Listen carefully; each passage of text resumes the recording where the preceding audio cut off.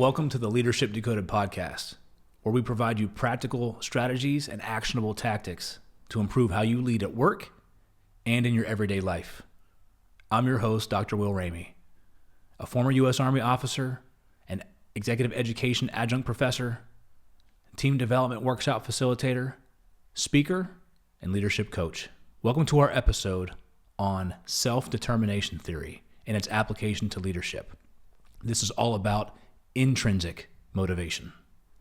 Join us as we delve and explore in the transformative power of this theory, how it can help you build collective purpose and motivation for the long run with your team. Self-determination theory will give you an idea about autonomy, practical strategies for leveraging its principles, and how you can apply it as a leader. Let's embark on this insightful journey together. You're probably asking yourself, what is self-determination theory? Self-determination theory highlights the importance of intrinsic motivation through autonomy, a sense of competence, and driving a collective purpose with your team. These elements form the foundation for tapping into our innate desires to put the effort forward, our innate desires to feel fulfillment and accomplishment at work. Intrinsic motivation will keep your team members motivated for the long haul. It takes a little bit longer to build, but it will pay off. It's what keeps your team members coming back for more. Autonomy. Autonomy refers to the feeling that you have control and choice over your behavior. The opposite experience is feeling compelled or controlled by someone else or some other forces. When you have autonomy in the workplace, you feel like you have the ability to choose how you do your work. You feel you have some say over what it is you're doing. It's the idea that you're giving your team members a bit of space to have control, to where they can be creative. They can have their own sense of ownership and say in how work gets done. Competence is another element of self-determination theory. Competence refers to the experience of mastery and being effective in one's activities. Giving opportunities for team members to feel like they're challenged. They understand what it is they're doing and recognizing them for doing it well. Giving them opportunity to display what they're good at on a team. This helps boost their competence. And the third element of self-determination theory is relatedness. This refers to a team member's feeling of belonging, feeling connected to the work that they do and the team that they work with. When you bring these three elements together, now you have an environment where intrinsic motivation begins to shine. People feel a sense of purpose. They feel a sense of ownership. They feel a sense of team identity and belonging to something bigger than themselves. Imagine a leader who fosters an environment where team members are motivated by their own sense of purpose, their own sense of competence, their own sense of belonging. They feel they belong to something bigger. The last team I led in the Army were a bunch of space dogs. I share that with you because that was our mascot. Every Army unit I've been a member of has a mascot. I've been a renegade, I've been a member of the Red Ball Express, and I've been a space dog, amongst other units. What this gives you is this gives you a sense of being a member of a team, something you can rally behind. It may sound simple, it may sound easy, but I see this across corporations now. If you go to an Amazon fulfillment center, they've got a mascot. I had the opportunity to work with an excellent group of leaders from the Southwest region, and they had a mascot and a motto. Dallas-Fort Worth, we lead. You rally behind that. It builds the sense of relatedness. So my space crew, we were an Army Reserve unit in a active and Army Reserve component. We were the first space crew to get stood up, and we were the space dogs. Now, we had something to prove. We needed to prove that we could learn our mission set and operate and execute effectively and efficiently. I gave my team that purpose. We had a 10-member crew, technical experts, satellite communication operators, IT specialists, you name it. We had to come together, learn how to operate a set of equipment and how to operate under austere environment in wicked conditions. And we had to do it without having any predecessors before us. This was our purpose. We wanted to be the best. We wanted to prove that this concept, this construct could work. We worked hard. We trained hard. To build relatedness, we worked out together. We did physical training in the mornings together. We ate lunch together. We did optional outside of work activities. But I tell you what, the optional activities, everybody attended. We broke bread. We took time to know each other, to learn each other, to speak to each other, ins and outs.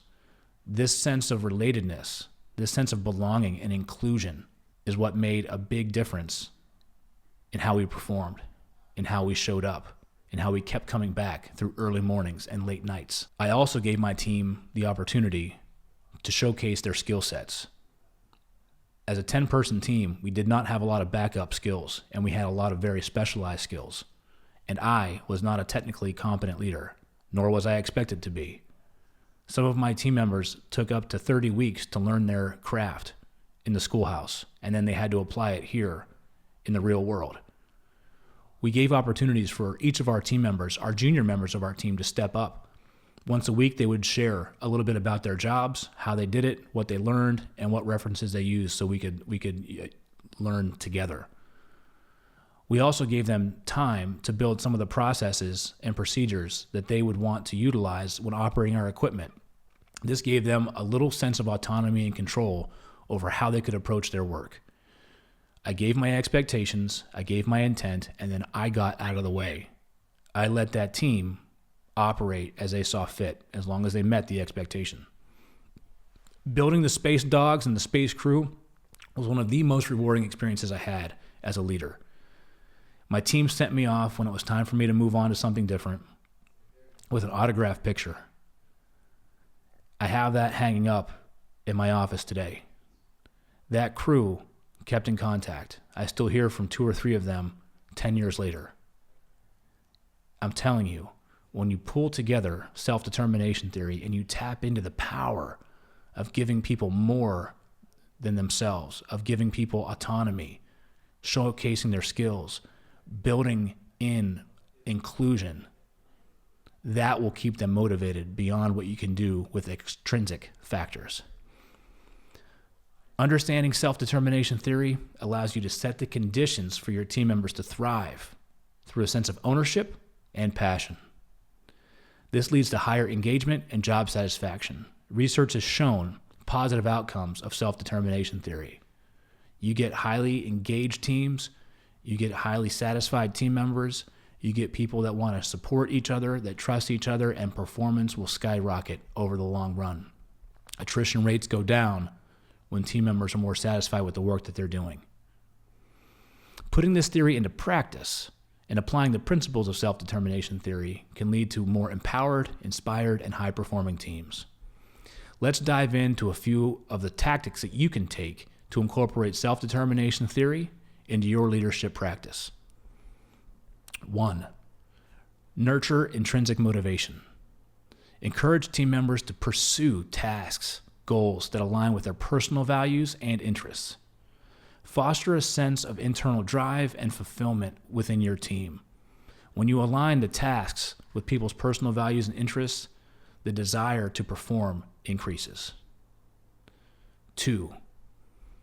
Provide autonomy. Provide team members with the freedom to make decisions. Give them space to determine how some of their work can get done.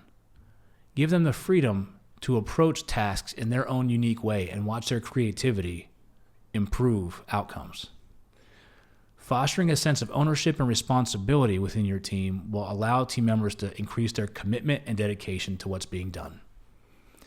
3. Foster a sense of competence. Offer opportunities for skill development and skill growth, allowing team members to enhance their capabilities, to enhance their knowledge, skills, and abilities, and feel confident in their roles. Send them to training. Send them to advanced training. Give them the expectation that what they learned needs to be shared with others and brought back to the team.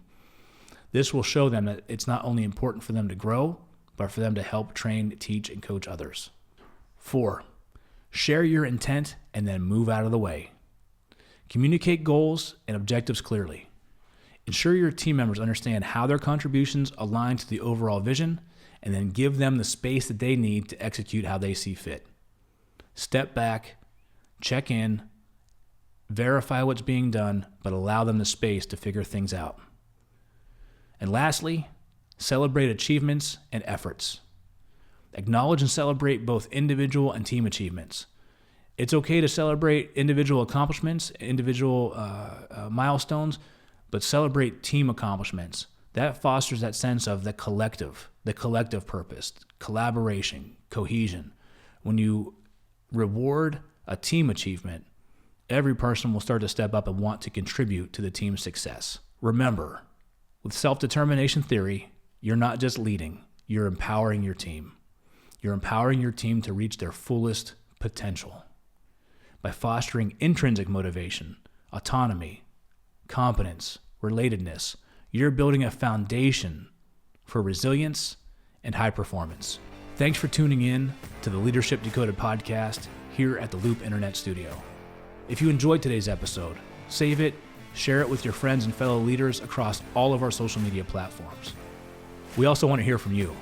Provide a comment, give us a review, or send in topics of interest that you'd like to see covered in future episodes.